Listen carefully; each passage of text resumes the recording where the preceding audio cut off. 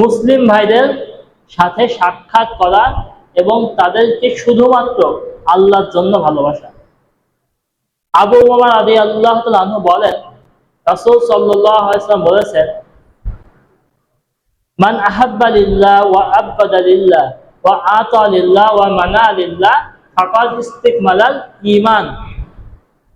ওই ব্যক্তি তার ঈমানটাকে পরিপূর্ণ করেছে যে ব্যক্তি কোনো ভাইকে ভালোবেসেছে শুধুমাত্র আল্লাহর জন্য, এবং কোনো মানুষকে সে ঘৃণা করে সেটা হচ্ছে আল্লাহর জন্য।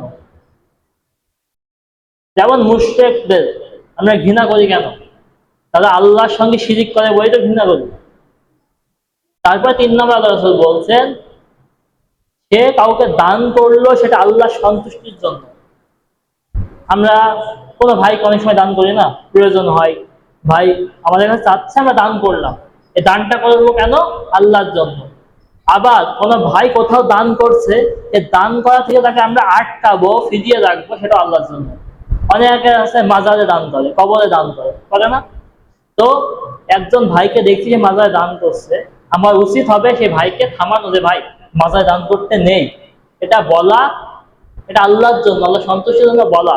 এটা হচ্ছে মুসলমানদের বৈশিষ্ট্য। আল্লাহ রাসূল বলছেন, ওই ব্যক্তি তার ঈমানকে পরিপূর্ণ করে নিয়েছে। অপর হাদিসের মধ্যে এভাবে এসেছে, আবু হুরায়রা রাদিয়াল্লাহু তাআলা আনহু তিনি বলেন, যখন কোনো ব্যক্তি তার মুসলিম ভাইয়ের সঙ্গে দেখা করার জন্য কোথাও যায়, তো তখন আল্লাহ সুবহানাহু ওয়া তাআলা একজন ফেরেশতাকে নিযুক্ত করে দেন। ওই ফেরেশতা তখন এই মুসলিমকে জিজ্ঞেস করে, তুমি কোথায় যাচ্ছ? তখন ওই ব্যক্তি বলে, আমি আমার ভাইয়ের সঙ্গে দেখা করতে যাচ্ছি, সে অমুক গ্রামে থাকে। তখন ফেরেশতা প্রশ্ন করে, তার সঙ্গে কি তোমার কোনো আর্থিক দেনা পাওনা আছে যেটা তুমি নিয়ে আসতে যাচ্ছ? তখন ওই মুসলিম ব্যক্তি বলে, না, আমি শুধু যাচ্ছি এই জন্য যে তার সঙ্গে আমার শুধু ভ্রাতৃত্বের সম্পর্ক, সে আমার ভাই। তো তখন ফেরেশতা বলে, আমি আল্লাহর পক্ষ থেকে তোমার জন্য প্রেরিত হয়েছি।